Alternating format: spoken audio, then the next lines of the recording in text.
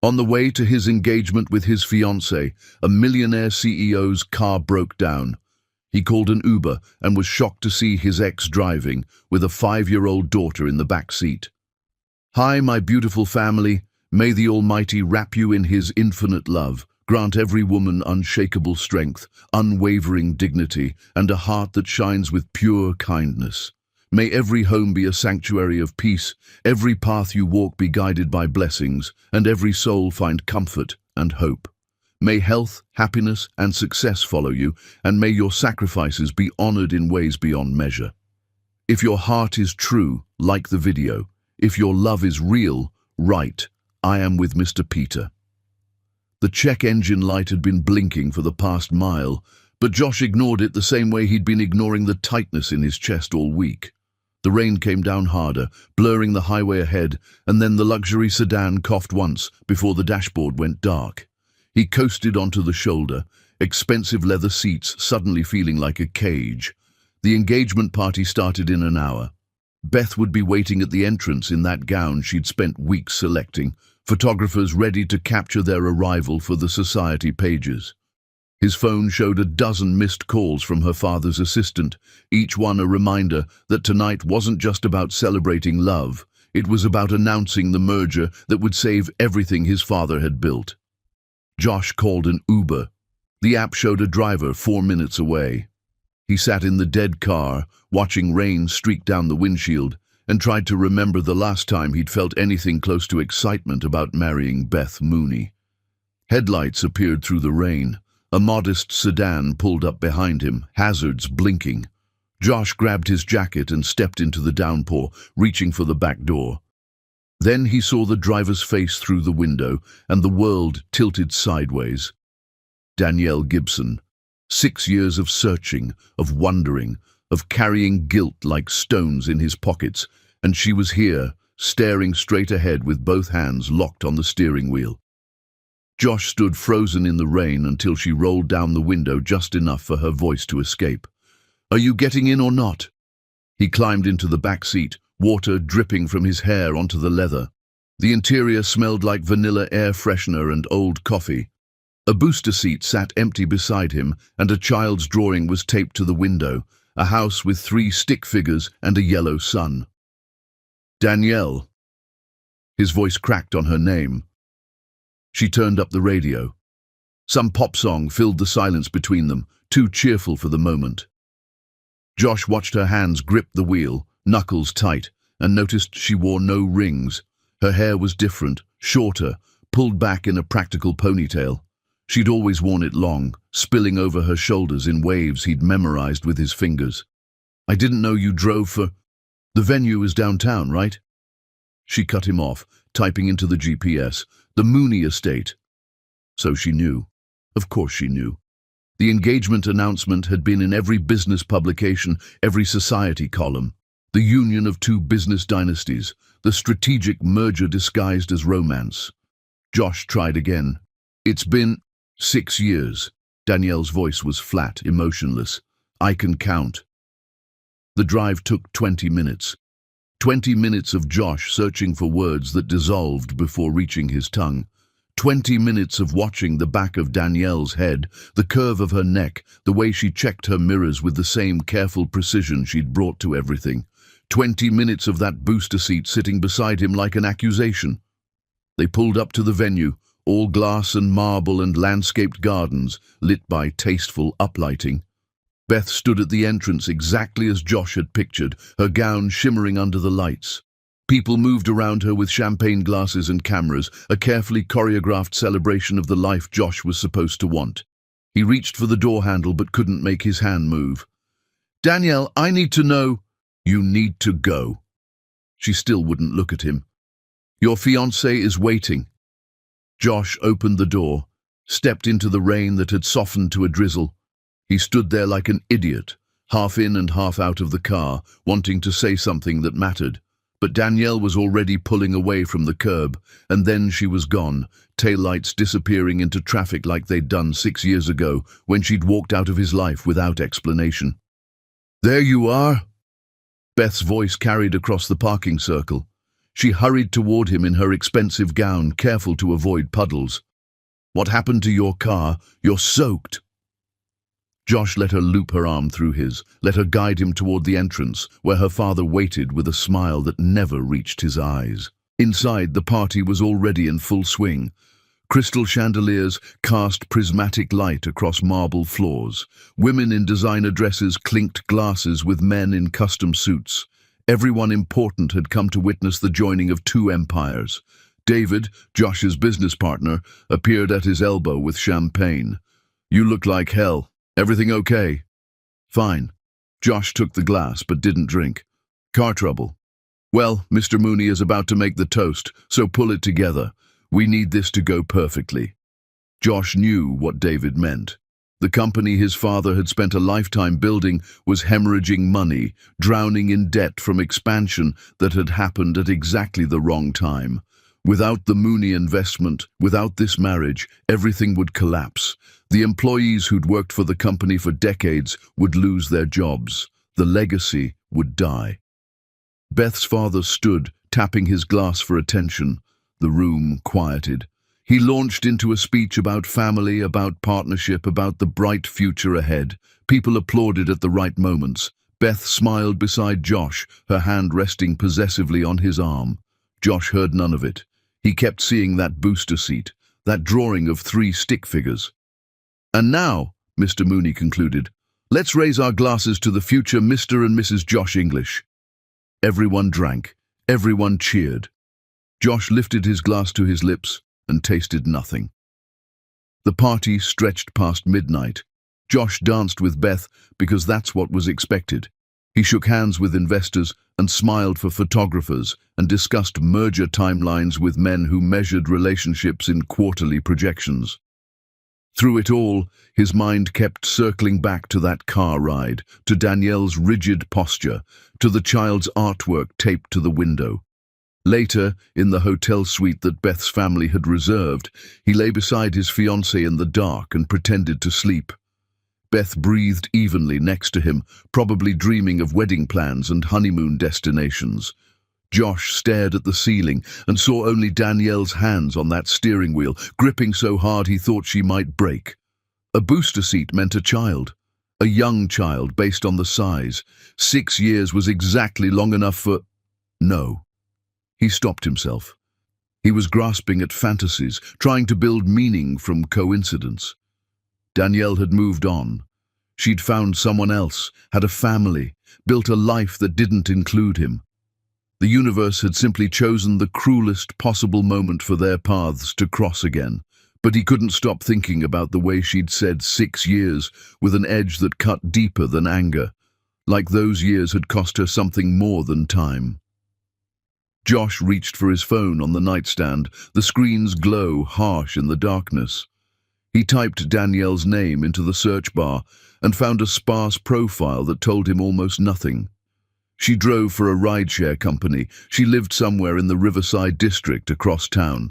No relationship status, no photos of children. Just a profile picture where she stared at the camera with the same guarded expression she'd worn in the car. Beth stirred beside him. "Can't sleep." Josh set the phone down. "Just thinking about tomorrow. The meetings." She rolled closer, draping an arm across his chest. "Everything's going to be perfect. My father already has the contracts drawn up." Perfect. The word sat in Josh's chest like a stone. He closed his eyes and tried to forget the way Danielle's voice had sounded saying his name through the rain-streaked window. Tried to forget that booster seat. Tried to forget the 6 years of questions that had just multiplied into 6,000. He failed at all of it. Chapter 2. The Unraveling. The engagement weekend sprawled across the Mooney estate like an elaborate stage production. Saturday morning brought a brunch with 50 guests scattered across the east lawn, mimosas flowing while Beth's mother discussed flower arrangements and seating charts. Josh sat at the head table, nodding at appropriate intervals, his mind somewhere else entirely. "Josh?" Beth touched his arm. "Mrs. Fitzgerald asked about the honeymoon." He pulled his attention back to the elderly woman across the table who was waiting for an answer to a question he hadn't heard. "We haven't finalized the details yet." "Oh, but you must go to the Amalfi Coast," Mrs. Fitzgerald gushed. "That's where my daughter went. Simply magical." Beth launched into a discussion of potential destinations while Josh's phone buzzed in his pocket. David's name flashed across the screen. He excused himself and walked toward the garden's edge, where manicured hedges provided an illusion of privacy. "Tell me you're not having second thoughts," David said before Josh could speak. "What are you talking about? You looked like a ghost last night. And now I'm hearing that Mr. Mooney wants to move up the merger timeline. He's talking about signing preliminary agreements next week instead of waiting until after the wedding." Josh's stomach tightened. "Why the rush?" "Because he's smart enough to lock this down before you do something stupid." David's voice dropped lower. "I ran the numbers again this morning. Without the Mooney capital injection, we have maybe 3 months before we're forced into bankruptcy proceedings. That's Janet, Ryan, everyone, all gone." Josh closed his eyes. Janet had been with the company since his father founded it. She'd brought cookies to the office every Friday, remembered everyone's birthdays, worked through her own mother's illness without missing a day. Ryan was 6 months away from retirement, his whole life wrapped up in a pension that would evaporate if the company collapsed. Then there was Marco, whose son needed special medical care that insurance barely covered. "I know the stakes," Josh said quietly. "Do you? Because something's off with you, and I need to know if we're solid here." "We're solid." Josh ended the call and stood there among the hedges, watching guests laugh and drink on the lawn. They all looked so certain, so comfortable in their expensive clothes and easy conversations. Nobody seemed to question whether this was the right path or just the expected one. "There you are." Beth appeared beside him, elegant in white linen. "You keep disappearing." "Sorry, business call." She studied his face with an expression he couldn't quite read. "You've been somewhere else all morning." "Actually, since last night." "What happened with your car?" Josh considered lying, but found he didn't have the energy. "I saw someone, in the Uber, someone I used to know." Beth's eyebrows lifted slightly. "Someone you used to know, or someone you used to be with?" "Does it matter?" "Probably not." She turned to look at the party behind them. "Everyone has a past, but we have a future, and that's what counts. Don't confuse nostalgia with reality." The words were reasonable, practical, exactly what Josh should believe, but they sat wrong in his chest like wearing a coat that didn't quite fit. "My father wants to move up the contract signing," Beth continued. "I think that's wise. Once the papers are signed, the merger becomes real. No more uncertainty." "I thought the wedding made it real." Beth's laugh was soft, knowing. "You and I both understand this is bigger than a wedding. The ceremony is for appearances. The contracts are what matter." Josh wanted to argue, to insist that marriage should mean more than strategic partnerships and quarterly projections. But Beth was already walking back toward the party, confident he would follow. And he did, because that's what he'd been doing for months, following the path that made sense on paper, even as it felt increasingly wrong in his bones. The afternoon brought more obligations. A tennis tournament that Josh lost in the first round because he couldn't focus. A wine tasting where he nodded along while experts discussed notes of oak and cherry. A formal dinner where Beth's father toasted their future with a speech that was really about market share and competitive advantages. Josh excused himself after dessert, claiming a headache. He found a quiet corner of the estate library and pulled out his phone. Danielle's profile stared back at him from the screen, offering no answers. He typed out a message, "I need to talk to you," then deleted it, typed another, "Please, can we meet?" Deleted that too. What right did he have to ask anything of her? She'd moved on, built a life without him. He was the one getting married in a few months, signing contracts next week, promising his future to someone else. But that booster seat wouldn't leave his mind, and the way Danielle had gripped the steering wheel like she was holding herself together by sheer force of will. The library door opened. Beth's mother appeared, her smile professionally warm. "There you are." Beth was worried. "Just needed some air. This must all be overwhelming." My own engagement felt like a 3-month performance. She settled into the chair across from him. "But you'll adjust. Everyone does." Josh looked at this woman who'd been married to Beth's father for decades, who seemed perfectly content with a relationship built on social standing and financial security. "Did you love him when you got married?" The question was too personal, too direct, but Mrs. Mooney didn't flinch. "I loved someone else, actually. A musician, completely impractical." She smoothed her dress, her voice matter-of-fact. "But love doesn't pay the bills or build legacies. I chose security, and I've never regretted it. Never." "Well," her smile turned wistful, "perhaps a few times, late at night when I hear a certain song. But those moments pass, and what remains is stability, comfort. That's worth more than passion that fades." Josh wondered if she truly believed that, or if she'd simply told herself the story so many times it had become true.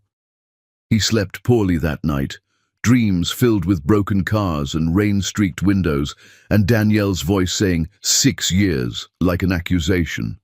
When he woke before dawn, Beth was already up, reviewing wedding binders with color-coded tabs and detailed timelines. "We need to finalize the guest list," she said without looking up. "And my mother wants to know if you prefer roses or peonies for the centerpieces." Josh stared at her, this woman he was supposed to marry, and realized he couldn't remember the last time they'd talked about anything that mattered. They discussed schedules and aesthetics and business advantages. They never talked about fears or dreams or what kept them awake at night. "Beth," his voice came out rougher than intended, "are you happy?" She finally looked up from the binder, genuine confusion crossing her face. "What kind of question is that?" "A simple one.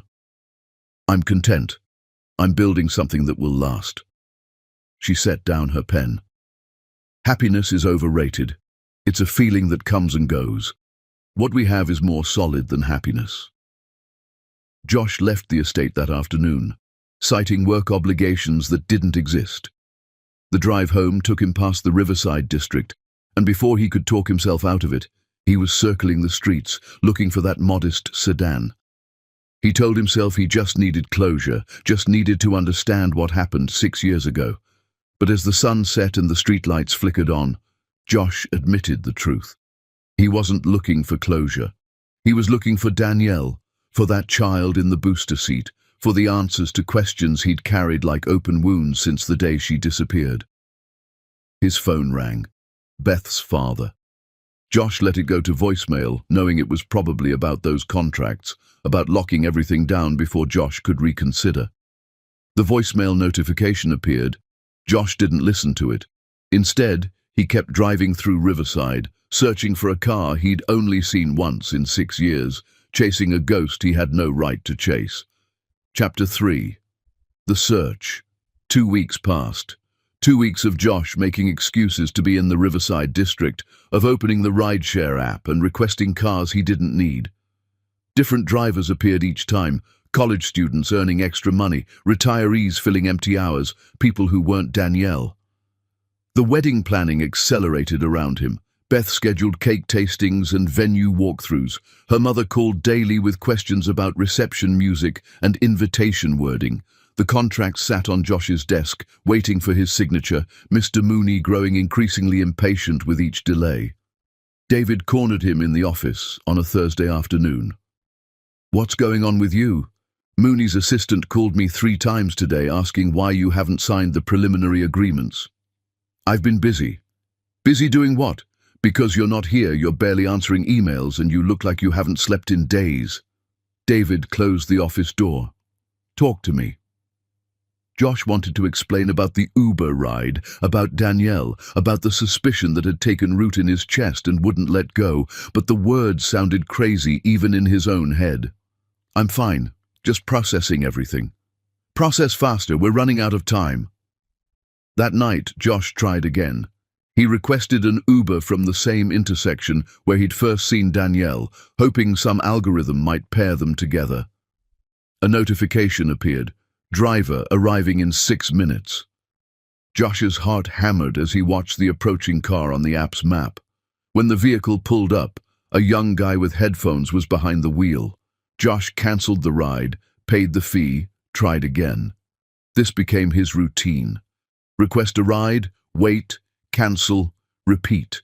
His credit card accumulated cancellation charges. Beth asked why he was taking so many Ubers when his car had been fixed weeks ago. Josh invented excuses about parking and traffic that sounded hollow even to him. On the 15th night, his phone showed a car approaching. Josh watched the map, preparing for another disappointment. Then the vehicle arrived, and through the passenger window, he saw her. Danielle's face showed no surprise when Josh climbed into the back seat. She'd probably seen his name on the app, probably debated cancelling the ride herself. But here they were, separated by a few feet and 6 years of silence. Where to? Her voice was professional, distant. Just drive. That's not how this works. I need an address. Josh gave her a random intersection several miles away. Danielle entered it into the GPS without comment, then pulled into traffic. The silence felt different this time, charged, dangerous, like a wire pulled too tight.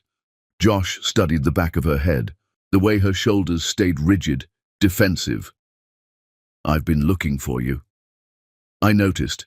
My app shows every time you cancel on other drivers in this neighborhood. So she knew. Of course she knew. I need to talk to you. We don't have anything to talk about. That's not true. Danielle's jaw tightened, visible in the rearview mirror. You're getting married. Congratulations, we done here. The booster seat. Josh forced the words out. You have a child. The car swerved slightly before Danielle corrected. That's none of your concern. How old? Drop it. Danielle, please. I need to know. You need to know nothing. Her voice cracked, the first real emotion breaking through. You have no right to ask about my life. You lost that right. What are you talking about? You're the one who left. Danielle pulled abruptly into a grocery store parking lot and slammed the car into park. She turned in her seat, finally looking at him directly. Her eyes held a mixture of anger and pain that made Josh's chest tighten. I went to your office, she said, each word deliberate. 6 years ago, I was going to tell you I was pregnant. I got off the elevator and heard you on the phone with your mother. Heard you say you'd handled the Danielle situation and that I was exactly the kind of distraction that destroys careers. So yes, I left. I handled it myself. Josh felt the ground drop away beneath him. The conversation rushed back with brutal clarity. His mother had discovered their relationship, demanded he end it because Danielle wasn't from their world. He'd told his mother he'd handled her interference, that he wouldn't break up with Danielle no matter what the family thought.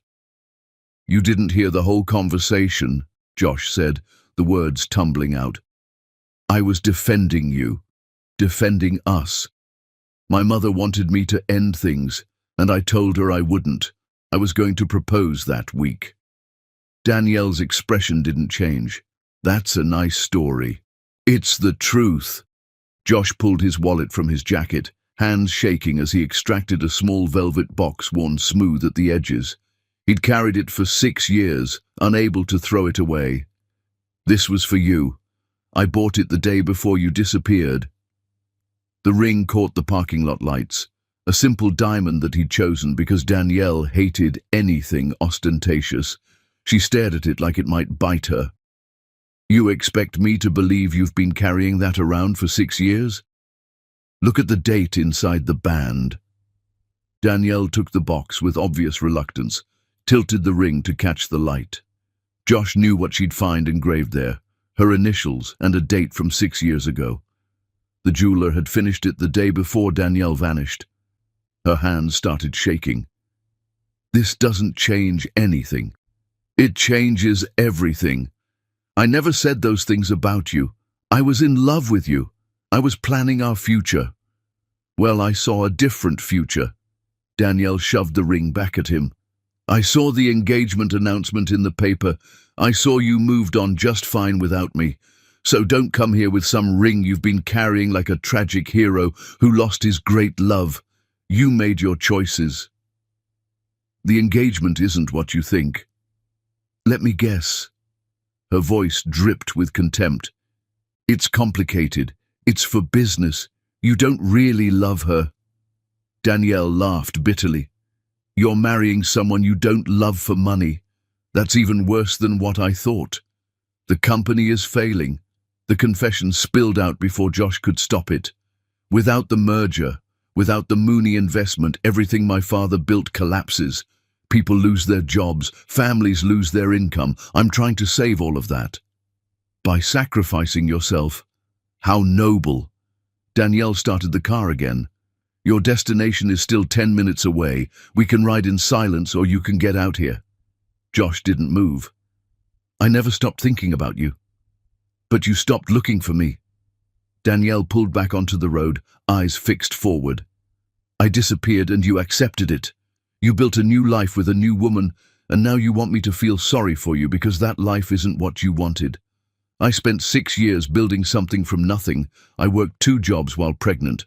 I put myself through night school while raising a daughter alone. I didn't have the luxury of carrying around a ring and feeling tragic.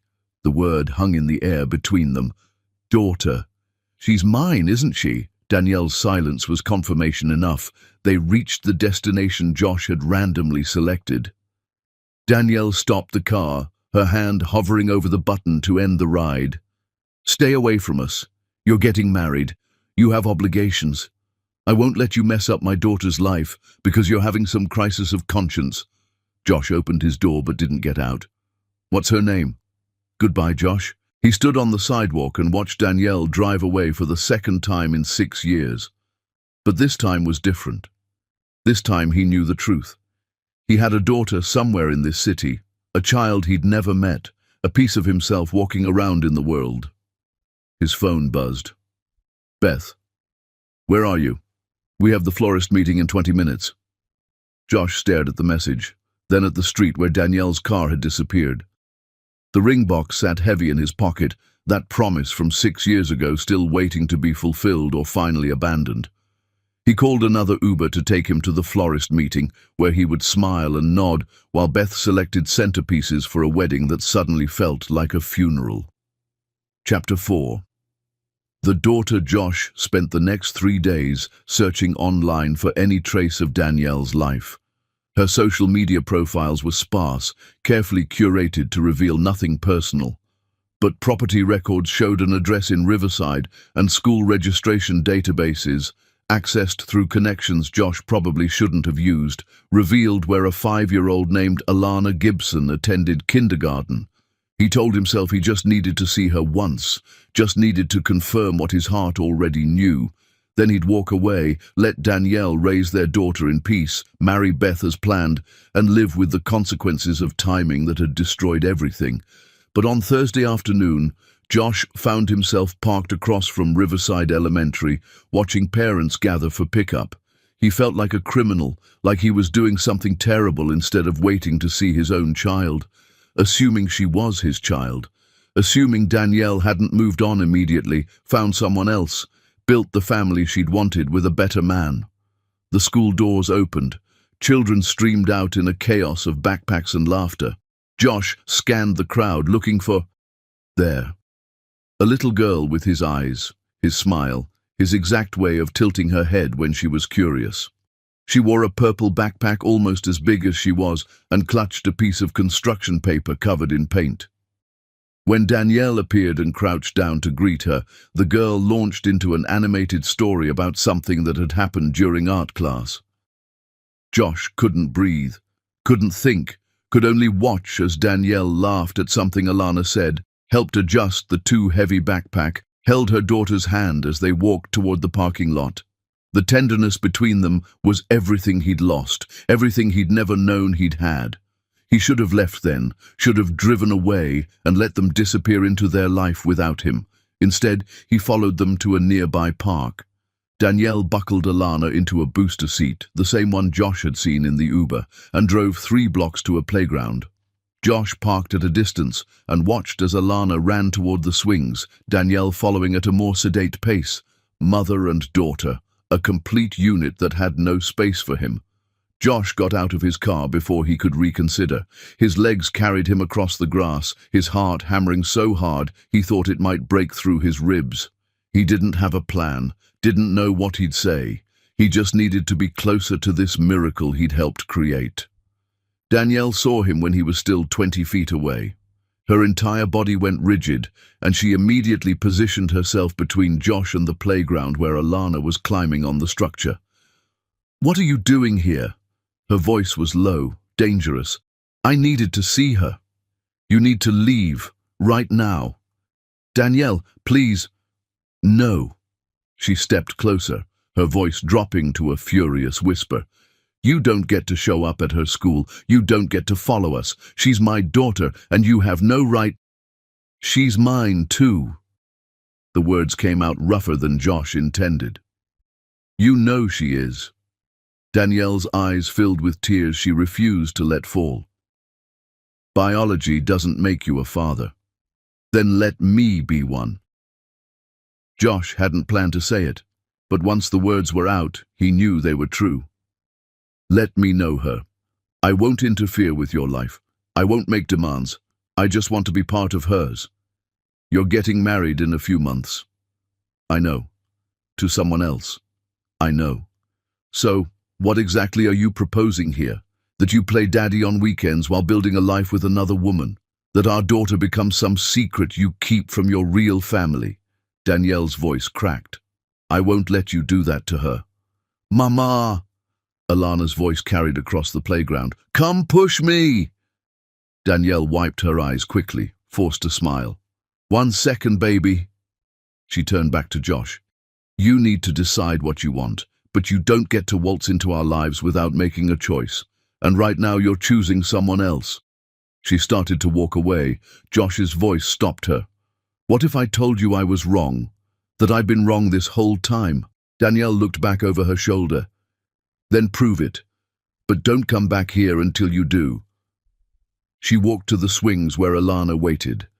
Josh stood frozen, watching Danielle push their daughter higher and higher, Alana's delighted squeals carrying on the breeze. He memorized every detail, the way Alana's hair flew behind her, the way Danielle laughed at something their daughter said, the easy love between them that he'd missed by not hearing a complete conversation 6 years ago. His phone buzzed. "Beth, running late to dinner. Order wine." Josh looked at the message, then at the playground. He couldn't have both. Couldn't save the company and claim this family. Couldn't marry Beth and be the father Alana deserved. The math didn't work, no matter how many times he tried to calculate a solution. But watching his daughter on those swings, watching the life he should have had play out 20 feet away, Josh started to understand which equation mattered more.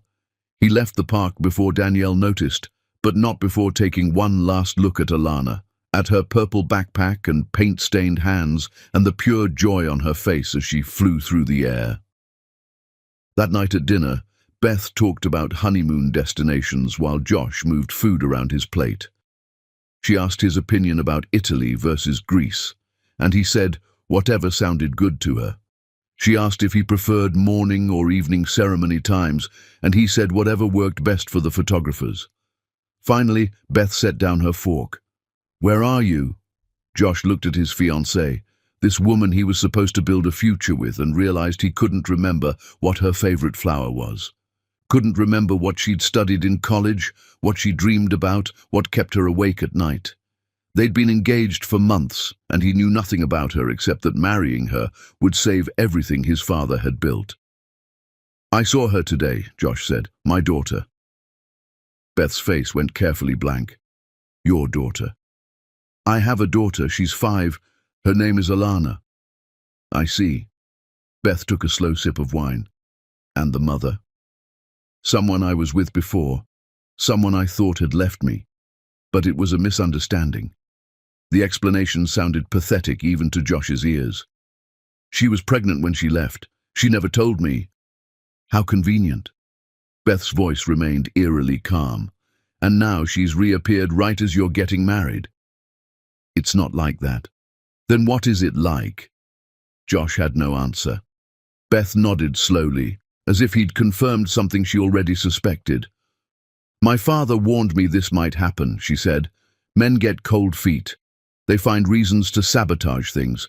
A child from a previous relationship is certainly dramatic. She signaled for the check. But here's what I know. You made a commitment. Not just to me, but to our families, to the company, to everyone depending on this merger. One night of nostalgia doesn't change that. It's not nostalgia. Josh's voice came out sharper than intended. She's my daughter. And what do you plan to do about that? Beth leaned forward. Walk away from everything? Let your father's company collapse so you can play house with some woman who didn't even tell you she was pregnant? The words stung because they weren't entirely wrong. Josh was caught between two impossible choices, and every direction looked like betrayal. Beth stood, collecting her purse. Think very carefully about your next move, because once you make certain decisions, there's no taking them back.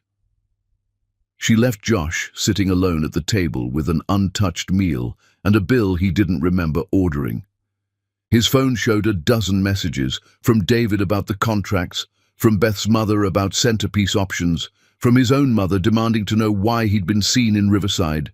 But all Josh could think about was Alana's face as she flew through the air on those swings, complete and happy in a life that had no room for him. He pulled out the ring box, stared at the promise he'd been carrying for 6 years. Danielle had said to prove it, to make a choice.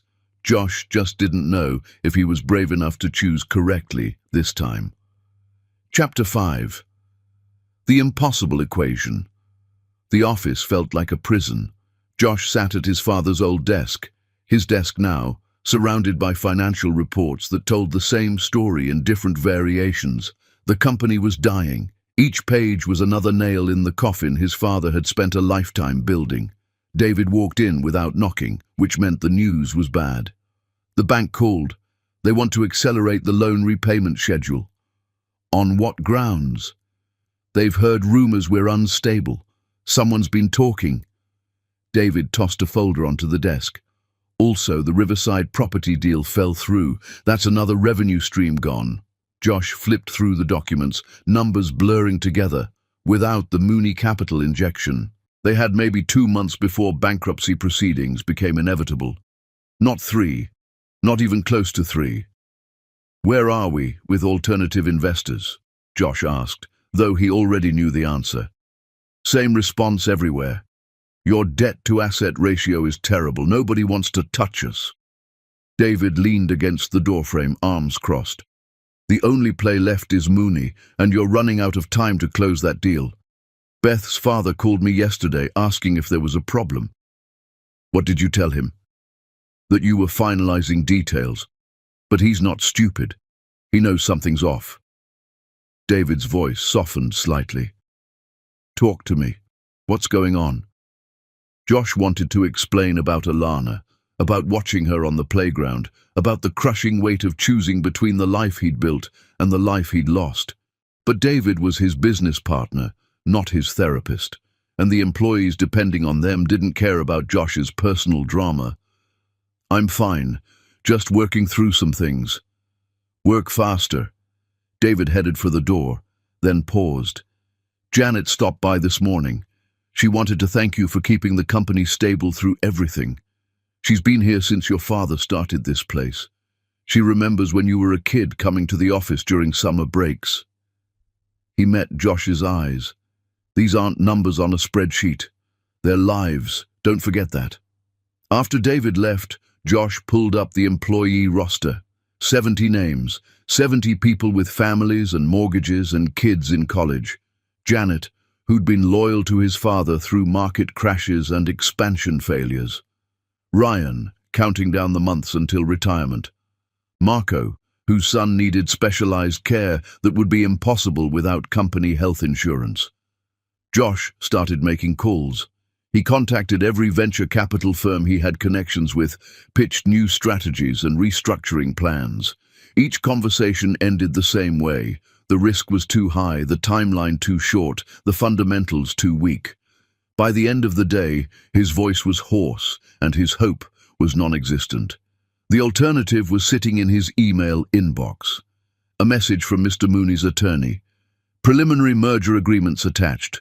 Please review and sign by end of week. Josh opened the documents. They were remarkably simple for something so life-altering. Sign here, marry Beth, receive capital injection, save company. A straightforward transaction dressed up in legal language. His phone buzzed, a notification from the rideshare app. Your driver Danielle is in your area. Josh stared at the notification. He'd kept his account open, kept his phone tracking his location, hoping for exactly this.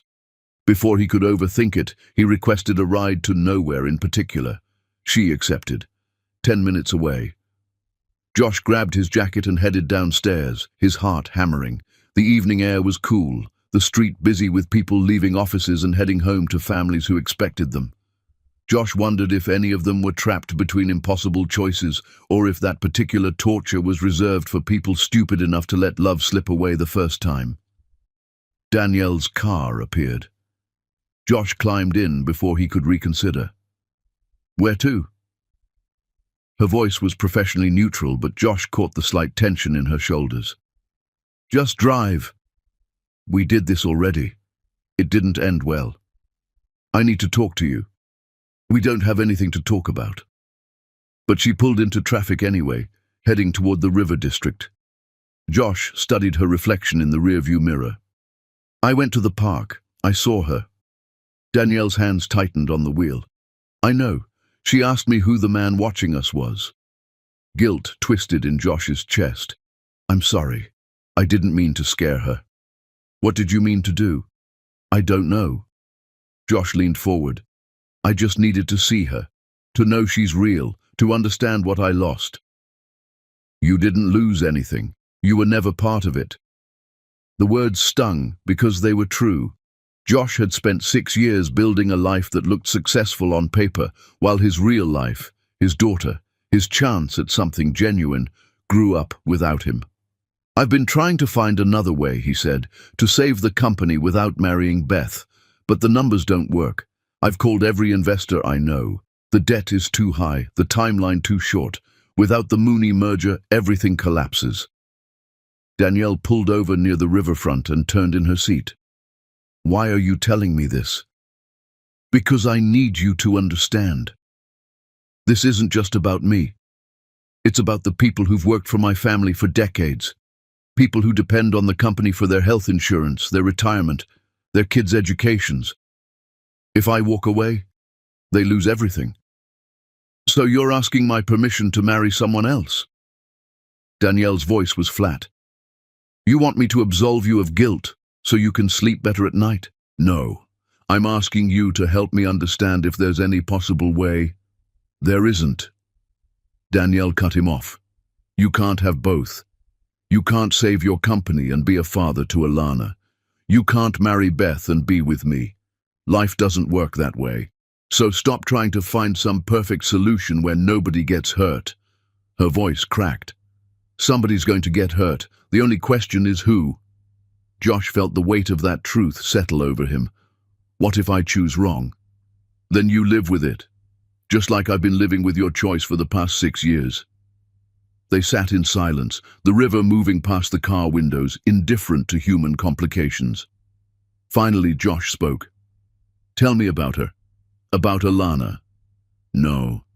Please. I just want to know. She loves purple. She wants to be a veterinarian when she grows up, even though she's terrified of dogs. She has your smile and your terrible habit of tilting her head when she's thinking. She's the best thing that ever happened to me. Danielle's voice wavered. And she deserves better than a father who shows up when it's convenient, who treats her like an obligation he fits into his real life. So unless you're prepared to be all in, stay away from us. What if I want to be all in? Then prove it. Danielle started the car again. But stop coming to me looking for answers. This is your choice to make. She drove Josh back to his office in silence. When he got out, she didn't say goodbye. Just drove away like she'd done so many times before, leaving Josh standing on the sidewalk with his phone showing those unsigned merger documents waiting in his inbox. That night, Josh tried to work through the numbers one more time. He liquidated his personal investment portfolio. Not enough. He called his mother to ask about releasing his trust fund early. She refused unless he signed those contracts. He considered selling his condo, his car, everything he owned, still not enough to save the company. The math was unforgiving. No matter how many times he ran the calculations, they told him the same thing. He needed the Mooney money or everything collapsed. Around midnight, Josh drove to Danielle's apartment building. He didn't go up, just sat in his car looking at the windows where lights still glowed. Somewhere up there, Alana was probably asleep in her purple bedroom, if she even had a purple bedroom. Josh didn't know. Didn't know if she liked pancakes or waffles for breakfast, if she could ride a bike, if she was afraid of thunderstorms. He'd missed 5 years of her life. Every first word, first step, first day of school. All the moments that made her who she was had happened without him. His phone buzzed. A message from Beth. "My father wants to know if you're signing the contracts this week." Josh typed 3 different responses and deleted them all. Finally, he wrote, "Need a few more days." Beth replied immediately, "You don't have a few more days." She was right. The clock was running out on all his choices. Soon, Josh would have to stop searching for perfect solutions and make a decision that would destroy something precious, no matter which direction he turned. He drove home as the sun started rising, went through the motions of showering and dressing, and arrived at the office to find David already at his desk. "The Mooney contracts," David said without preamble. "Tell me you're signing them today." Josh looked at his business partner, at the framed photo of the company's founding team behind David's desk, at the weight of legacy pressing down on every decision. "I'm trying. Try harder. Because I just got notice that our largest supplier is demanding payment up front instead of the usual terms. Word is out that we're unstable. We're running out of time to fix this." Josh closed his office door and sat down at his father's desk. He opened his laptop, pulled up those contracts, and stared at the signature line that represented every safe, responsible, expected choice. Then he closed the laptop, grabbed his keys, and drove back to Riverside. To the park where he'd watched Alana on the swings, to the elementary school where she learned and played and grew, to all the places where his real life was happening without him. He still didn't know what he was going to choose, but sitting in his father's office pretending the answer was obvious felt like its own kind of death. Chapter 6. The investigation. The call came during a wedding menu tasting. Josh sat between Beth and her mother, while a chef presented 7 different entree options, each with carefully paired wine selections. His phone vibrated against his thigh, Mr. Mooney's name flashing on the screen. "Excuse me." Josh stood, ignoring Beth's irritated glance. He stepped into the restaurant's hallway. "Hello?" "My office, now." The line went dead. Josh returned to the table where 3 generations of Mooney women were debating whether beef tenderloin or Chilean sea bass better represented their family legacy. "I have to go. Emergency meeting." "Now." Beth's mother looked personally offended. "We're discussing your wedding." "I'm sorry. Business can't wait." Josh kissed Beth's cheek, a gesture that felt increasingly performative, and headed for his car. The Mooney building dominated the financial district, all glass and steel and money. Josh had been here dozens of times for meetings about the merger, each visit reinforcing how different their worlds were. The Mooneys built empires. Josh was trying to save one crumbling legacy. Mr. Mooney's assistant didn't smile when Josh arrived, just gestured toward the corner office where Beth's father held court. Through the glass walls, Josh could see 2 other people inside. Beth and a man in an expensive suit who radiated private investigator. Josh's stomach dropped. "Sit down." Mr. Mooney didn't stand, didn't offer pleasantries. He slid a manila folder across his desk. "Open it." Inside were photos. Josh and Danielle at the park. Josh sitting in her car during one of those tense conversations. Josh outside Alana's school. Each image was time-stamped and annotated with locations. The investigation had been thorough. "Care to explain?" Mr. Mooney's voice was ice. Josh looked at Beth, who sat perfectly composed in a leather chair, her face revealing nothing. How long have you known? Does it matter? She crossed her legs, elegant even in this moment of confrontation. My father wanted to be sure he was making a sound investment. Turns out he was right to check. This is who you've been sneaking around to see? Mr. Mooney tapped one of the photos showing Danielle. Some rideshare driver with a kid? The dismissive tone ignited something in Josh's chest. That's the mother of my daughter. Your daughter. Mr. Mooney said it like Josh had claimed to own the moon. You expect me to believe you didn't know about this child until recently? I didn't. Her mother left 6 years ago. She never told me she was pregnant. How convenient. Mr. Mooney leaned back in his chair. And now she's reappeared right as you're about to marry into money. Strange timing, don't you think? It wasn't like that. It was coincidence. I don't believe in coincidence. I believe in opportunists who see a payday. Mr. Mooney's voice hardened. Here's what's going to happen. You're going to cut all contact with this woman and her child. You're going to sign the merger contracts we've been waiting on. And you're going to marry my daughter in 2 months as planned. Josh felt the walls closing in. And if I don't? Then the deal is off. Your company collapses. Your employees lose their jobs. And you'll spend the rest of your life knowing you destroyed your father's legacy over a woman who couldn't be bothered to tell you she was pregnant. Mr. Mooney stood, signaling the meeting's end. Not much of a choice, is it?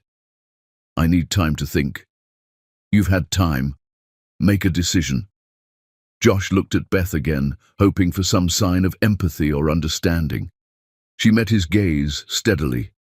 My father's right. You need to decide what matters more. And if I decide the answer is my daughter, then I hope she's worth it. Beth's voice remained even. Because everything else will be gone. Josh left the office feeling like he'd been filleted open. The investigator's photos sat heavy in his mind, proof that he'd been living 2 lives, failing at both. He drove aimlessly, eventually finding himself back in Riverside, parked across from Danielle's apartment building. He called her. She didn't answer. He called again. Still nothing. Finally, a text appeared. Stop calling. You're making things worse. Josh typed back. I need to see you. No. Please. They know about you. About Alana. I need to explain. You need to stay away. I mean it, Josh. But Josh couldn't stay away. He waited outside her building until she emerged for her evening driving shift. She saw his car immediately and changed direction, walking toward the next block. Josh followed on foot. Danielle, wait. She spun around, fury in her eyes. Are you seriously following me now, after everything? Beth's father hired an investigator. They have photos of us. They know about Alana. Good for them. Now they know what I've known for 6 years. You come from a world that has no space for people like me. That's not fair. Fair? Danielle's laugh was bitter. You want to talk about fair? I just got a call from my landlord. Apparently someone made inquiries about my lease, my employment history, my finances. Let me guess. Mooney's investigator. She stepped closer, voice dropping to a furious whisper. They're building a file on me, making sure you understand I'm not good enough, not respectable enough, not worthy of their precious merger. Josh felt sick. I'll tell them to back off. It doesn't matter. Don't you see? Danielle's eyes filled with tears she refused to let fall. This is what I was trying to protect Alana from. This exact situation where she becomes ammunition in someone else's war, where people look at her and see a problem to be solved instead of a child who deserves better. I won't let them treat her that way. Then stop them. Stop playing both sides. Stop showing up in our lives while planning a wedding to someone else. Danielle's voice broke. You're engaged, Josh. You have contracts to sign, and investors to satisfy, and a company to save. So save it, but leave us out of it. What if I can't? You're going to have to, because I won't let you do this to Alana. I won't let her grow up thinking she's someone's secret shame, someone's inconvenient truth. Danielle wiped her eyes angrily. My daughter deserves a father who's proud of her, who shows up completely or not at all, You can't be that person while you're building a life with the Moonies. Josh wanted to argue, to insist he could find a way, but standing there in the parking lot with investigator photos still burning in his mind and Danielle looking at him like he'd already made his choice, the words died in his throat. They gave me an ultimatum, he said quietly. Cut all contact with you and Alana, or they kill the merger. Well? Danielle's voice was hollow. Sounds like you have your answer. I haven't decided yet. Yes, you have. You just haven't admitted it. She turned toward her car. Goodbye, Josh. Danielle, wait. She didn't wait, just got in her car and drove away, leaving Josh standing alone in the parking lot as the sun set over Riverside. His phone buzzed with messages from David, from Beth's mother, from the attorney handling the merger documents. Everyone wanted answers. Everyone needed decisions. But all Josh could think about was the look in Danielle's eyes when she'd said, goodbye. Not angry anymore, just tired. Like she'd already mourned what they could have been and was ready to move on. That night, Josh sat in his condo with Mr. Mooney's ultimatum ringing in his ears. Cut contact or lose everything. Choose your daughter or choose the company. As if love and responsibility existed in separate universes that could never touch. His mother called. Josh sent it to voicemail. She called again and again. Finally, he answered. I heard about the Mooney meeting, she said without preamble. I'm glad they're being sensible about this. Sensible? Yes. You have obligations, responsibilities that supersede personal complications. Your father built something important. You can't throw that away. Josh looked around his expensive condo at all the trappings of success that suddenly felt hollow. What if Dad was wrong? What if building an empire isn't worth losing everything that matters? His mother's silence was sharp. Don't be dramatic. You're not losing everything. You're making a choice that protects what your father spent his life creating. And what about what I'm spending my life destroying? You're being emotional. That woman and her child will be fine. People move on. You'll move on. Her voice softened slightly, which somehow made it worse. I know this feels difficult now, but in a few years you'll barely remember this. You'll have a life with Beth, a secure future, a legacy you can be proud of. What if I don't want that legacy? Then you're a fool. The line went dead. Josh sat in the dark and thought about the life his mother had just described. Comfortable, secure, empty. He thought about Alana on the swings, about Danielle's hands gripping that steering wheel, about 6 years of carrying a ring he'd never gotten to give.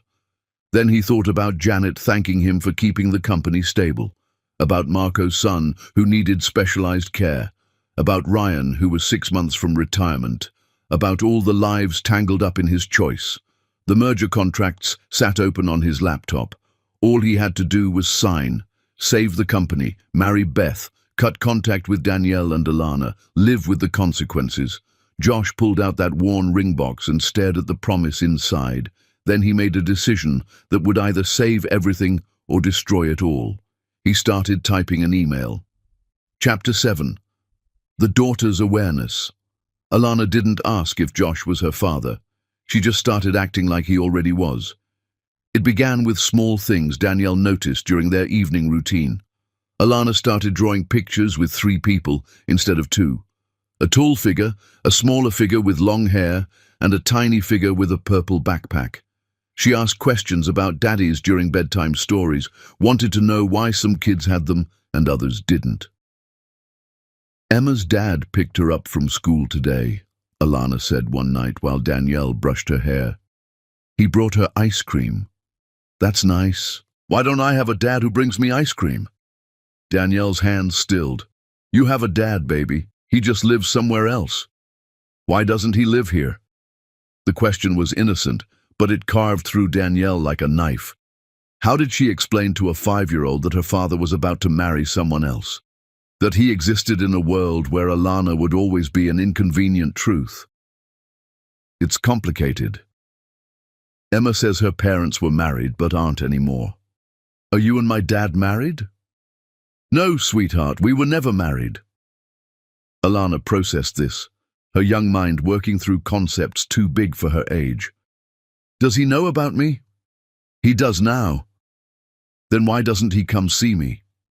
The question was asked with such pure curiosity, such complete absence of understanding why any parent wouldn't want to be with their child, that Danielle felt tears burn behind her eyes. He has other things he needs to take care of right now. More important than me? There it was, the question Danielle had been dreading, the one that would define how Alana saw herself for the rest of her life. She pulled her daughter close, breathing in the scent of grape shampoo and childhood innocence. Nothing is more important than you, not to me, never to me. But to him, Danielle closed her eyes. Your dad is trying to figure some things out. It's not about you not being important. It's about grown-up things being complicated. I don't think being a dad should be complicated, Alana said with the devastating clarity children possessed. Emma's dad just shows up. That's it. After Alana fell asleep, Danielle sat at her kitchen table with her phone showing Josh's contact information. She'd blocked him twice already and unblocked him just as quickly, unable to fully sever the connection, even though every rational thought said she should. Her thumb hovered over the call button. She wanted to scream at him for disrupting their life, for making Alana question why she wasn't enough to make him stay. But she also understood the impossible position he was in, trapped between saving a company and claiming a daughter he'd never known existed. Danielle didn't call. Instead, she did what she'd been doing for 6 years. Handled it herself. The next day, she enrolled Alana in after-school art classes. More activities meant less time for questions Danielle couldn't answer. She picked up extra driving shifts, working late into the night when her daughter was safely asleep. Exhaustion was easier than thinking, but Alana's awareness kept growing. She started pointing out dads everywhere, at the grocery store, at the park, in the cars that pulled up for school pickup. Each observation felt like an indictment, a reminder of what Danielle couldn't provide, no matter how hard she worked. Josh called one afternoon while Danielle was between rides. Against her better judgment, she answered. I need to see her, he said without preamble. Properly, not hiding in parking lots or watching from a distance. I need to meet my daughter. Now you decide this? After your in-laws hired investigators and threatened you? That's not why. Then why? Because Alana is starting to ask questions I can't answer. She wants to know why she doesn't have a dad who shows up. And I'm running out of ways to explain that you exist, but you're not actually available. Josh's voice was rough. Let me talk to her. Let me explain. Explain what? That you're marrying someone else, but you'll try to fit her in when it's convenient. That she's your daughter, but she has to stay secret because she doesn't fit into your real life. Danielle's voice rose. She's 5 years old, Josh. She doesn't understand nuance. She just knows she wants a dad, and you keep showing up and leaving, showing up and leaving. It's cruel. That's not what I'm trying to do. But it's what you're doing. So either commit to being her father, actually being present and involved and proud of her, or walk away now before she gets more attached. Silence stretched between them. Finally, Josh said, What if I can't walk away? Then figure out how to stay, but do it soon, because every day you don't decide is another day. She wonders why she's not worth fighting for. Danielle ended the call and sat in her car, hands shaking. She was asking Josh to make a choice that would cost him everything. And she was asking it for a daughter who didn't fully understand what was at stake, who just wanted someone to push her on the swings and bring her ice cream and show up like Emma's dad did. That evening, Alana asked if they could make cookies. Danielle agreed, grateful for the distraction. They mixed ingredients, making a mess of the tiny kitchen. Alana chatted about school, about her friend Sophia, who had a new puppy, about how she wanted to learn to ride a bike without training wheels. Can dads teach kids to ride bikes? Alana asked, licking chocolate chips from her fingers. Sure, mums can too. But dads are better at it, right? Because they're taller? Danielle forced a smile. Height has nothing to do with it. I'll teach you when you're ready. Emma's dad is teaching her. He runs beside her and catches her if she falls. Alana looked up with those eyes that were exactly Josh's. Would my dad do that? I don't know, baby. Could we ask him? The question hung in the air, innocent and devastating. Danielle realized she couldn't keep deflecting. Alana deserved honesty, even if the truth was complicated. Your dad wants to be part of your life, Danielle said carefully. But he's figuring out how to make that happen. Grown-ups sometimes have to solve problems before they can do what they want to do. What problems? Big ones, the kind that take time to fix. How much time? I don't know. Alana returned her attention to the cookie dough, apparently satisfied with this non-answer. But Danielle felt the weight of her daughter's patience, the way Alana was willing to wait for a father who might never fully show up. After cookies and bath time and 3 bedtime stories, Danielle sat alone in the living room and allowed herself to imagine an alternate universe where Josh had heard that complete phone conversation 6 years ago, where he'd proposed as planned, where they'd raised Alana together, where her daughter had never needed to ask why some kids had dads and others didn't. Her phone buzzed. A text from Josh. I'm working on something. Please don't give up on me. Danielle stared at the message. She wanted to believe him, wanted to trust that he was fighting as hard as she'd fought for the past 6 years. But words were easy. Showing up was hard. She typed back, Alana asked if you could teach her to ride a bike. I told her I'd do it. Josh's response came immediately. Let me, please. You're getting married in less than 2 months. How exactly does teaching our daughter to ride a bike fit into that timeline? No response. Danielle wasn't surprised. The math didn't work. It never had. She fell asleep on the couch, exhausted from working double shifts and fielding impossible questions. She dreamed of the day she'd gone to Josh's office 6 years ago, heart racing with the news of her pregnancy.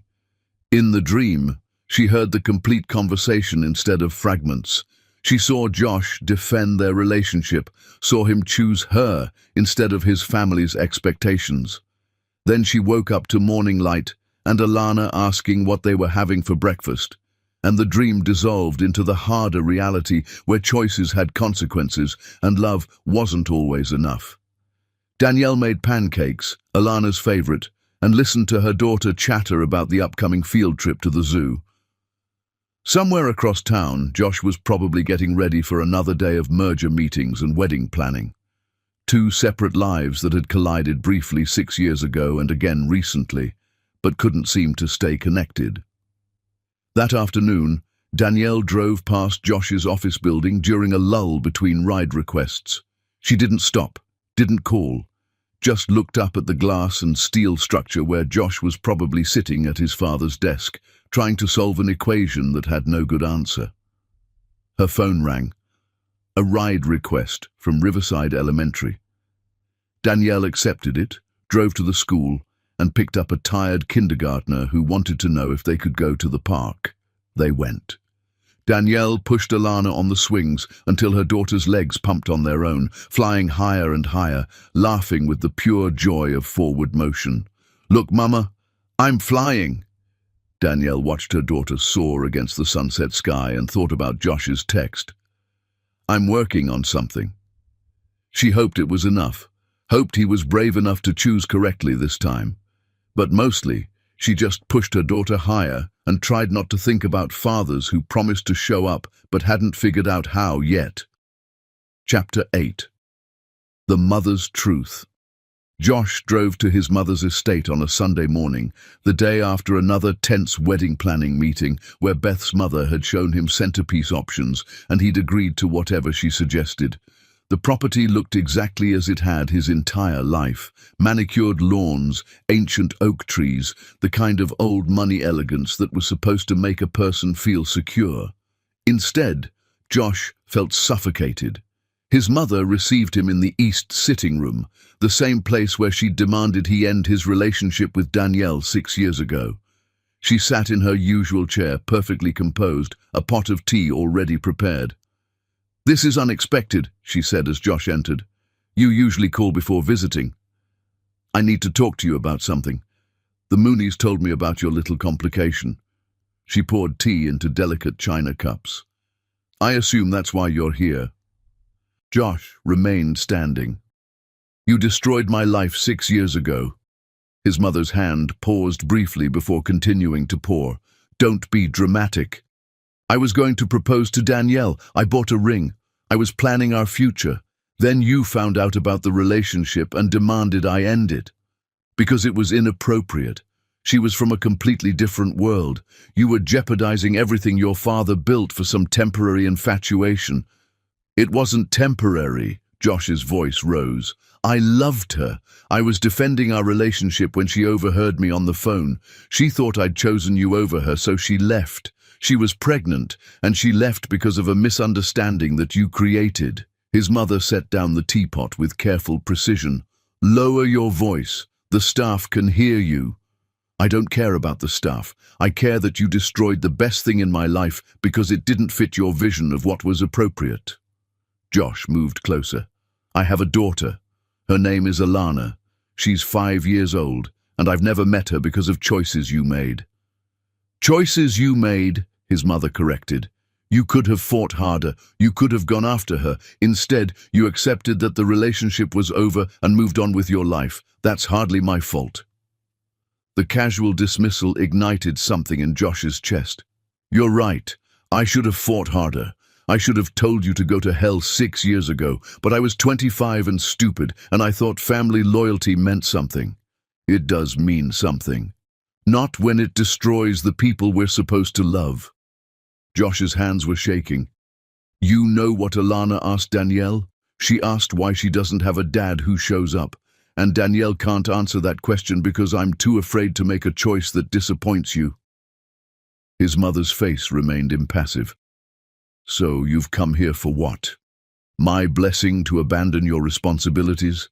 Permission to throw away everything for this woman and her child? I came here to tell you that your way of living, where duty and obligation matter more than love, is empty. It's hollow, and I refuse to repeat your mistakes. My mistakes? Now emotion flickered across his mother's face. I raised you after your father died. I kept this family together through impossible circumstances. I protected the company when everyone said we should sell. Those aren't mistakes. You also drove away everyone who loved you. Dad spent more time at the office than home because you made this house feel like a museum instead of a family. I barely knew him before he died, and now you want me to do the same thing, choose legacy over love, duty over happiness.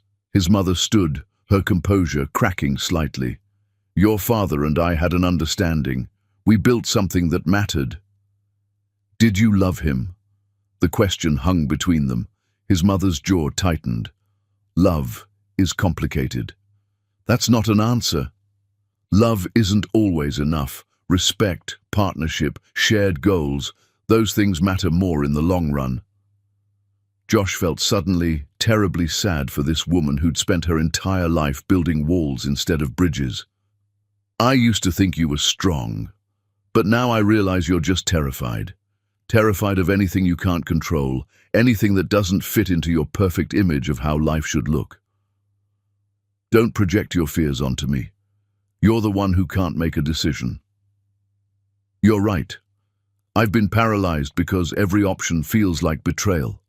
But watching you right now, seeing how lonely you are in this big house with your perfect furniture and your rigid rules, I finally understand which betrayal I can't live with. His mother's face went pale. If you walk away from the Mooney merger, you walk away from this family, from the company, from everything your father built. I know. You'll destroy 70 jobs. You'll lose the house, the investments, everything. For what? A woman who didn't even tell you she was pregnant. For my daughter. For the chance to be the kind of father I wish I'd had. For a life that actually means something instead of just looking impressive from the outside. You're a fool. Maybe. But I'd rather be a fool who tried than someone who spent their whole life playing it safe and ended up alone. The words struck home. His mother flinched, genuine hurt crossing her features before she locked it down. Get out. Mom, get out. You want to destroy everything? Fine, but don't expect me to watch. Josh moved toward the door, then paused. I'm sorry you never found what I found with Danielle. I'm sorry Dad wasn't the partner you deserved. But your unhappiness doesn't get to dictate my life anymore. You'll regret this. When the company collapses and your employees hate you and you're left with nothing, you'll realize I was right. Josh left without responding. He walked through the grand foyer with its crystal chandelier and expensive art, past the formal dining room where they'd eaten silent dinners after his father's funeral, through the front door and into the daylight. His phone buzzed immediately. Beth's father. Your mother just called. We need to talk.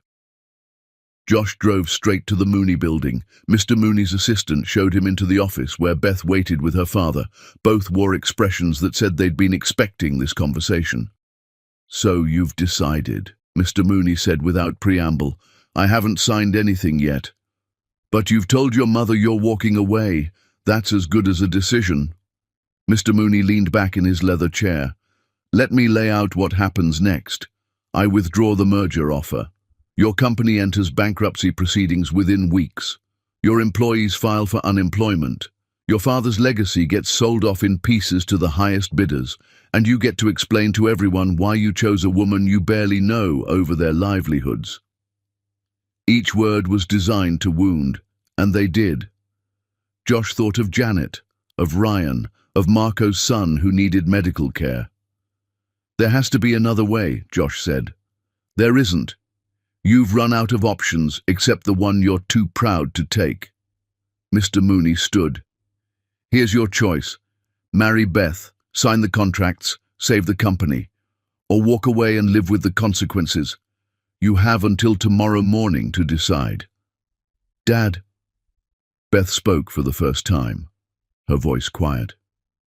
Give us a minute. Mr. Mooney looked between them, then nodded curtly and left. The office felt larger with just the two of them, the city spreading out beyond the windows like evidence of everything Josh was about to lose. You love her, Beth said. It wasn't a question. I do. And the child? You want to be her father. More than anything. Beth walked to the window, her reflection ghost-like in the glass. I've spent my whole life doing what was expected. The right schools, the right internships, the right marriage to the right man from the right family. It never occurred to me to do anything else. Beth, let me finish. She turned to face him. I don't love you. I respect you. I like you well enough. I thought we could build something stable together. But love? She shook her head. My mother told me love doesn't matter as much as security, and I believed her because it made the choice easier. So why are you telling me this? Because watching you struggle, seeing how much you're willing to lose for someone you actually love, makes me realize I've been settling my entire life, and maybe you shouldn't. Josh stared at this woman he'd been planning to marry, seeing her clearly for the first time. Your father will never forgive me. Probably not. He'll be furious. He'll pull the merger, probably blacklist you in business circles just out of spite. Beth's smile was sad. But you'll survive. And more importantly, you'll survive with something real instead of this hollow imitation we were building. What about you? I'll be fine. Maybe I'll finally figure out what I actually want instead of what everyone expects me to want. She collected her purse. For what it's worth, I hope she's everything you think she is. I hope your daughter is worth destroying your life for. Beth left Josh alone in her father's office, the city lights beginning to flicker on as evening approached. His phone showed dozens of missed calls. David, his mother, Beth's mother, various board members who'd somehow already heard the news. Josh ignored them all. He pulled out his phone and finally did what he should have done weeks ago. He called Danielle. She answered on the third ring. What? I'm making a choice. I need you to know that. Josh, I can't. I'm not marrying Beth. I'm walking away from the merger. The company is going to collapse, and I'm going to lose everything. But I need you to know I'm choosing you. I'm choosing Alana. I should have done it 6 years ago, and I'm doing it now. Silence on the line. Then, why are you telling me this? Because I need you to understand this isn't about guilt or obligation. It's not about doing the right thing or fixing mistakes. I'm choosing you because a life without you isn't worth having, even if it looks perfect on paper. You're going to regret this. Danielle's voice cracked. When the company fails and people lose their jobs and you lose your home, you're going to look at me and Alana and blame us. No, I'm going to look at you and thank God I was brave enough to choose correctly this time. More silence. Then Danielle said something that broke Josh's heart. I'm scared. Me too. What if it's not enough? What if choosing us doesn't fix anything? Then at least I'll know I tried. At least Alana will grow up knowing her father fought for her instead of taking the easy way out. Danielle's breath hitched. When? The wedding is in less than 2 months. I'm going to wait until then. Why wait? Because I need to tell everyone the truth. Not just Beth and her father, but everyone who came to celebrate what they thought was love. They deserve to understand why I'm walking away. That's going to be humiliating. Probably. But it's the only honest thing I've done in months. After they hung up, Josh sat in Mr. Mooney's office as darkness settled over the city. He thought about his father, about the company that was about to collapse, about the employees who would suffer because of his choice. But he also thought about Alana asking why she didn't have a dad who showed up, about Danielle raising their daughter alone for 6 years, about the ring he'd been carrying like a talisman, waiting for a second chance that had finally arrived. The choice was terrible. It would destroy the safe life he'd been building and hurt people who didn't deserve it. But choosing Beth, choosing the company, choosing duty over love, that would destroy something even more important. It would destroy the man Josh was trying to become. He typed out an email to David, then deleted it. Some news needed to be delivered face to face. Tomorrow he would start the process of dismantling everything. Tonight he just sat in the dark and tried to find peace with a decision that felt both right and catastrophic. Chapter 9. The final week. The week before the wedding felt like living in a countdown to execution. Josh moved through his days with mechanical precision, attending final fittings and rehearsal dinners and bachelor party planning, all while carrying the knowledge that he was about to detonate a bomb in the middle of 300 people's celebration. Monday morning, he sat David down in the conference room and laid it out plainly. I'm not marrying Beth. The merger is off. David went perfectly still. Say that again. I can't go through with it. I'm ending the engagement. You're joking. I wish I was. David stood, paced to the window, turned back. Do you understand what you're doing? The company has maybe 3 weeks of operating capital left. 3 weeks. Without the Mooney investment, we're done. Finished. Bankrupt. I know. So you're choosing to destroy everything. Just like that? Not just like that. I've been trying to find another way for weeks. There isn't one. David's face went red. So because you can't solve the problem, you're just giving up? What about Janet? What about Ryan? What about every single person who trusted you to save this place? Each name was an accusation. Josh felt them land like physical blows. I know what this costs, but I can't marry someone I don't love to save a company. I can't pretend for the rest of my life. Pretend? David's voice rose. You think life is about doing what you want? It's about responsibilities, about being a man instead of a child who can't handle hard choices. I am handling the hard choice. I'm just choosing differently than you want. You're being selfish. You're destroying 70 lives because you can't keep it in your pants. The crude reduction made Josh's temper flare. I have a daughter, a 5-year-old girl who deserves a father. That's not selfishness. That's finally prioritizing what actually matters. What matters is keeping your word. You made commitments to this company, to these employees, to your father's memory. But none of that counts because you found some woman you used to sleep with. Watch how you talk about her. Or what? David moved closer, anger radiating from him. You'll fire me. We're already going under because of you. What else can you possibly do to make this worse? Josh forced himself to stay calm. I'm meeting with a bankruptcy attorney tomorrow. We'll file by the end of the week. That gives everyone time to prepare, to update resumes, to hate you, because that's what's going to happen. Janet, who's been here since your father started this place, she's going to hate you. Ryan, who's 6 months from retirement, he's going to hate you.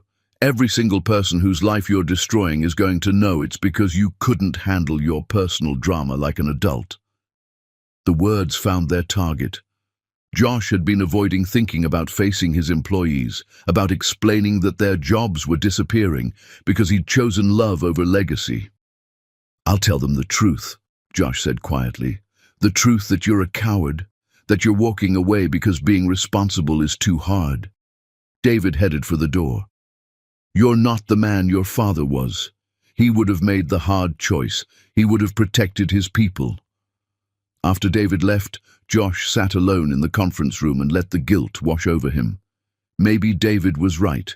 Maybe choosing Danielle and Alana was the ultimate act of selfishness, prioritizing his own happiness over everyone else's security. But when he thought about explaining to Alana years from now why he'd married someone else, why he'd chosen duty over being her father, the alternative felt even worse. That afternoon, Josh called a company-wide meeting. 70 faces stared at him as he stood at the front of the room, some curious, some worried, all trusting that he had good news about stability and the future.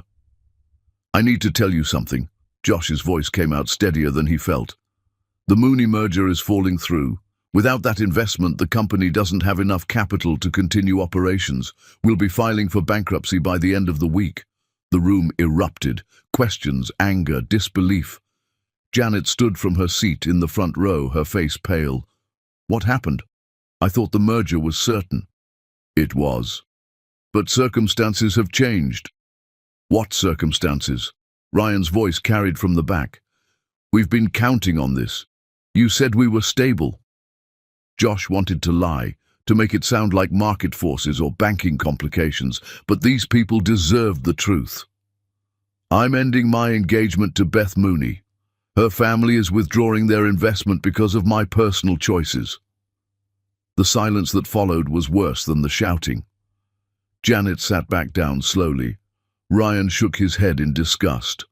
Marco, sitting near the middle, asked the question others were thinking.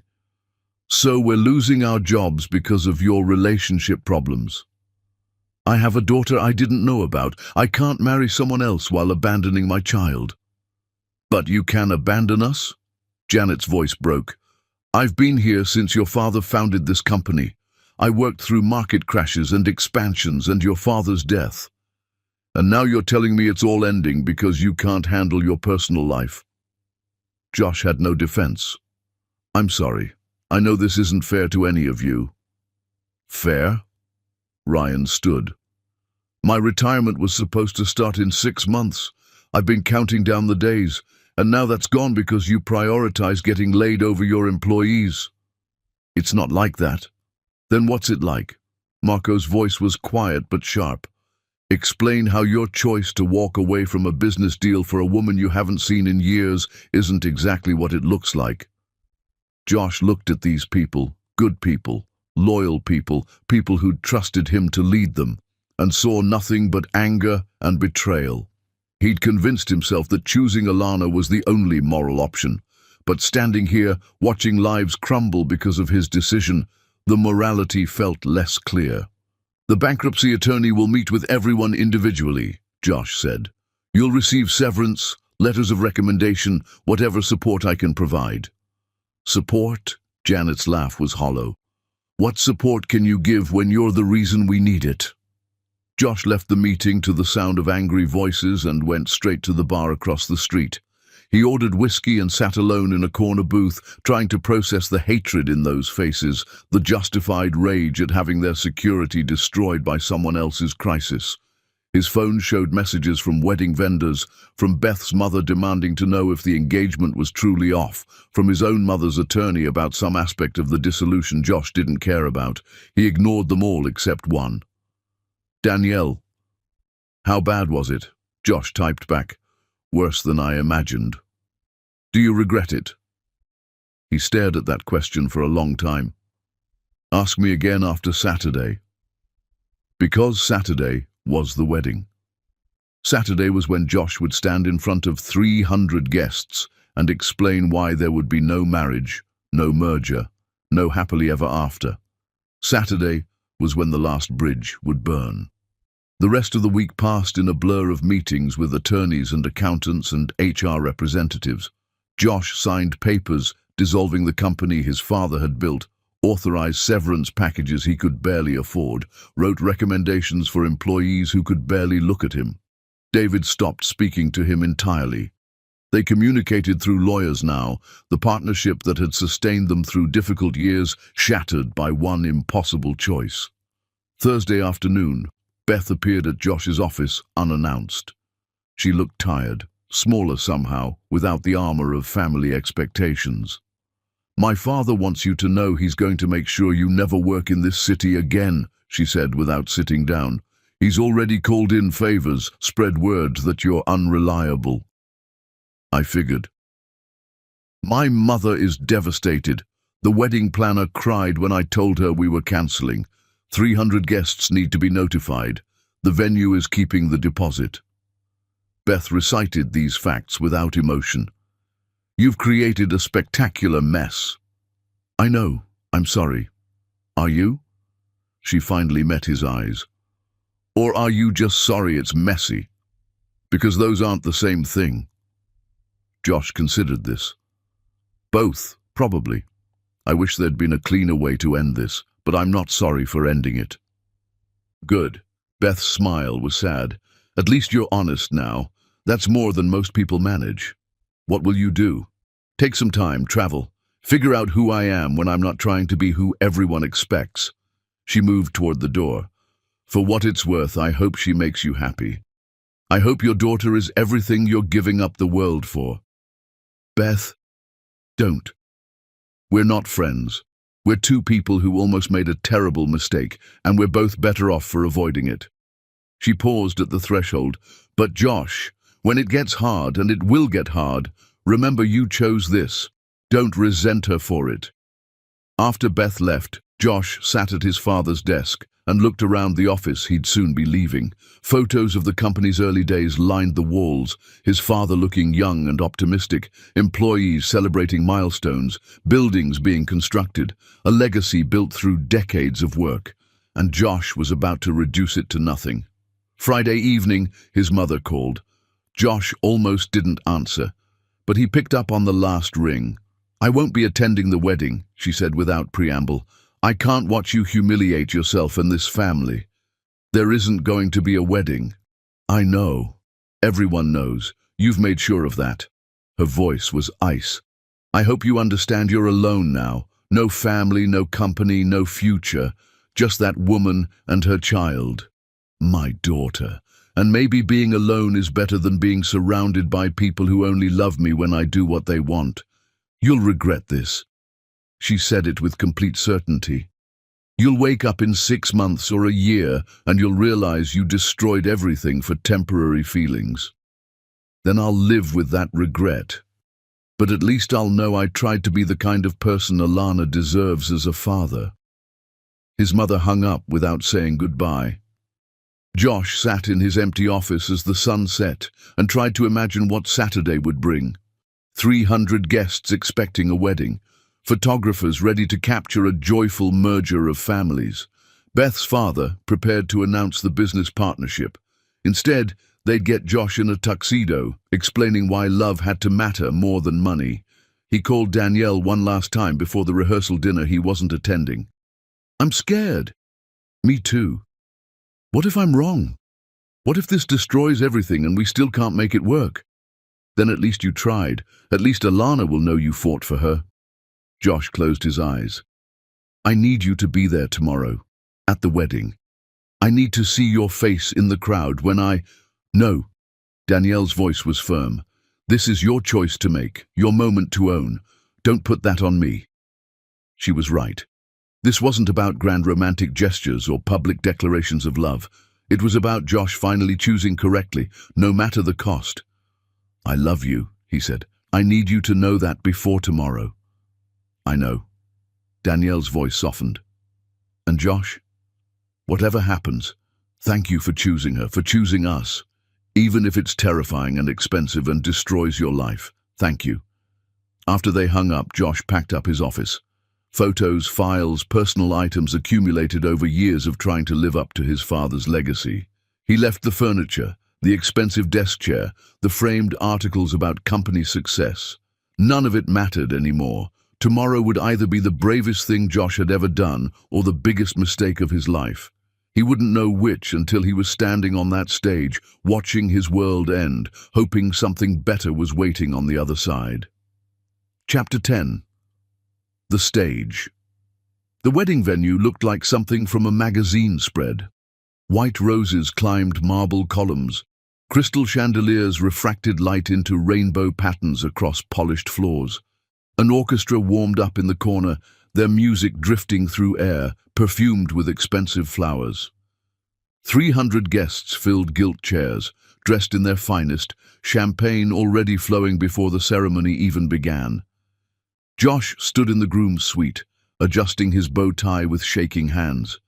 His reflection stared back from the full-length mirror, a man in a perfectly tailored tuxedo, about to walk into a celebration and burn it to the ground. Someone knocked. David entered without waiting for permission. He hadn't spoken to Josh in days, but apparently showed up anyway out of some sense of obligation or morbid curiosity. "You're really doing this," David said. "I'm really doing this." "Last chance to change your mind. Go through with the ceremony, save what's left of your reputation." Josh turned from the mirror. "My reputation is already gone. This is about being honest for once." "Honest?" David shook his head. "You're about to humiliate Beth in front of everyone she knows. Call that whatever you want, but don't call it honest. Honest would have been ending this weeks ago in private." "You're right." Josh felt the weight of that truth. "But I was too much of a coward until now." David left without another word. Josh stood alone, listening to the orchestra play, imagining the guests settling into their seats, expecting a wedding that would never happen. His phone showed one message, from Danielle. "Whatever happens next, you chose correctly. Remember that." Josh pocketed the phone and walked to the door.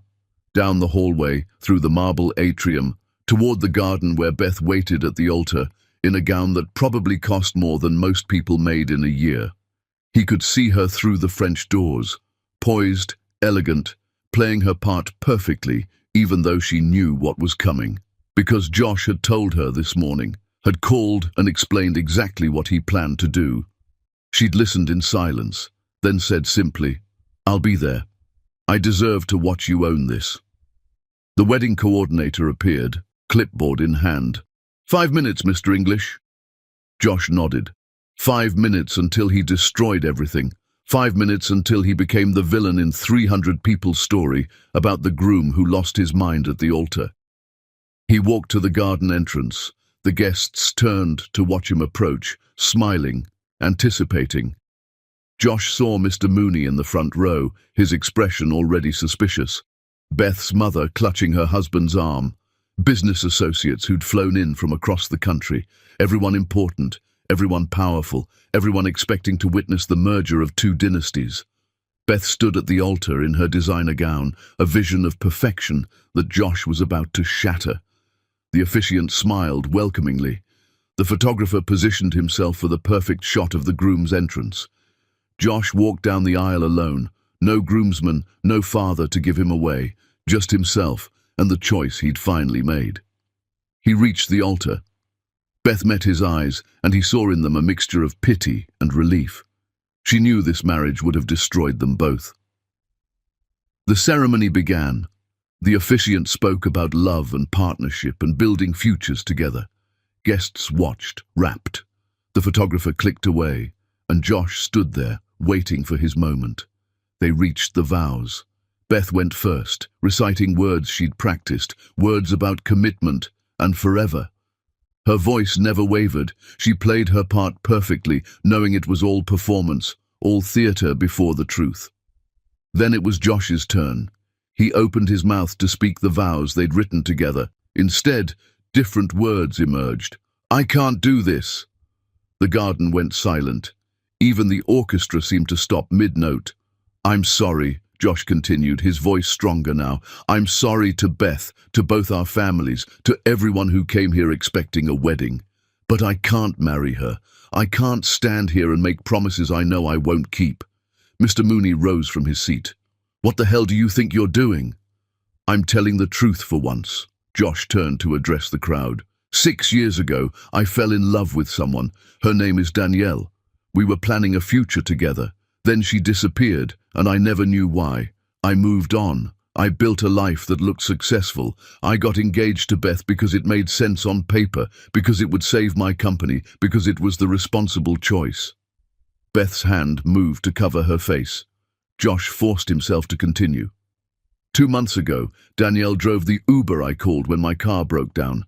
She had a booster seat in the back. A daughter, my daughter. A 5-year-old girl named Alana, who I've never met because I didn't know she existed. Gasps rippled through the crowd. The photographer had stopped taking pictures, camera hanging forgotten around his neck.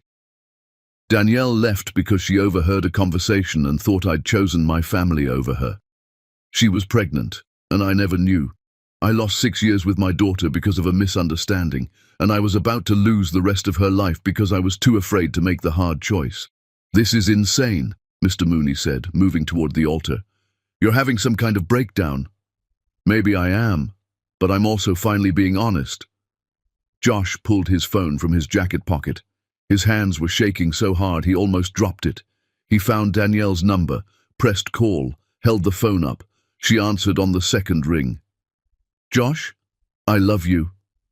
His voice broke, tears streaming down his face in front of 300 witnesses. I should have said it 6 years ago. I should have fought for us then. I'm fighting now. What are you doing? Danielle sounded terrified. I'm standing at my wedding, telling everyone the truth, that I have a daughter who deserves a father, that I love a woman I should never have lost, that I can't live a lie anymore. The venue erupted. Mr. Mooney was shouting about contracts and lawsuits. Beth's mother had collapsed into her seat, sobbing. Guests were standing, phones out, recording Josh's public breakdown for posterity. Beth stepped forward. Her face was wet with tears, but her voice cut through the chaos. Stop. Everyone quieted, shocked by her command. This is humiliating, Beth said, looking at Josh. What you're doing to me right now in front of everyone I know, it's cruel. She turned to her father. But he's right. We weren't in love. This was a business arrangement and we both knew it. So let him go. Absolutely not. Mr. Mooney's face was red. He doesn't get to humiliate you and just walk away. He's already walking away. The only question is whether we make it worse. Beth removed her veil with steady hands. The wedding is over. The merger is off. Everyone can go home. Mr. Mooney grabbed Josh's arm. You've destroyed everything. Your company, your reputation, your future. And for what? Some woman who'll probably leave you again? For my daughter, Josh said quietly. For the chance to be the kind of father she deserves, for a life that actually means something. You're a fool. Mr. Mooney released him with disgust. And you're finished in this city, I'll make sure of it. Josh stepped off the altar, still holding his phone, Danielle's voice asking what was happening. He walked down the aisle toward the exit. Guests moved away from him like he was toxic. Someone spat at his feet. David was nowhere to be seen, probably already gone, disgusted by the spectacle. His mother stood in the back row, her face a mask of contempt. Don't ever contact me again. I won't, Josh said. He made it to the parking lot before his legs gave out. He sat on the curb in his tuxedo, phone still pressed to his ear, listening to Danielle's voice. Josh, talk to me. What just happened? I chose you. I chose Alana. I chose us. He wiped tears from his face. And I lost everything else. Oh God. Danielle's voice was thick with emotion. What did you do? What I should have done 6 years ago. Where are you? Josh looked around at the parking lot, the venue behind him still erupting with chaos, his life in ruins around him. I don't know. Everything's gone. The company's going to collapse this week. My family disowned me. I have nowhere to go. Silence on the line. Then Danielle's voice, soft and scared but certain. Come here. Come to us. Are you sure? No, I'm terrified, but come anyway. Josh stood on shaking legs. He had no car. Beth's family had arranged his transportation to the venue, expecting he'd leave with his new wife. He called another Uber, standing in his tuxedo while guests streamed out of the venue, shooting him looks ranging from pity to rage. The car arrived. Josh climbed in, giving Danielle's address. The driver took one look at him, tuxedo, tears, obvious catastrophe, and asked no questions. 20 minutes later, Josh stood outside Danielle's apartment building, still in his wedding clothes, phone dead, nowhere else to go. He buzzed her apartment. Josh? Her voice crackled through the intercom. I lost everything. I have nowhere else to go. Long silence. Josh waited, wondering if she'd leave him standing here, wondering if he'd been wrong about everything. Then the door unlocked. Josh climbed the stairs to the third floor. Danielle stood in her doorway, wearing sweatpants and an old t-shirt, looking more beautiful than Beth had in her $1,000 gown. Behind her, barely visible, Alana peeked around her mother's legs. Hi, Josh said stupidly. Danielle's eyes were wet. You actually did it. I actually did it. You're insane. Probably. She stepped back, opening the door wider. Come in, we'll figure out what comes next. Josh entered the small apartment. Nothing like his penthouse, nothing like the life he'd been building. Alana stared at him with curious eyes that were exactly his own. Mama, she whispered, is that my dad? Danielle looked at Josh, then at their daughter. Yeah, baby, that's your dad. Alana considered this, tilting her head in that way Josh recognized from mirrors. Are you staying? Josh crouched down to her level, still in his ridiculous tuxedo, tears still wet on his face. If your mom lets me, I'd like to try. Alana looked at Danielle, who nodded permission. Then the little girl stepped forward and wrapped her small arms around Josh's neck. And just like that, after losing his company, his family, his reputation, his entire life, Josh finally had everything that mattered.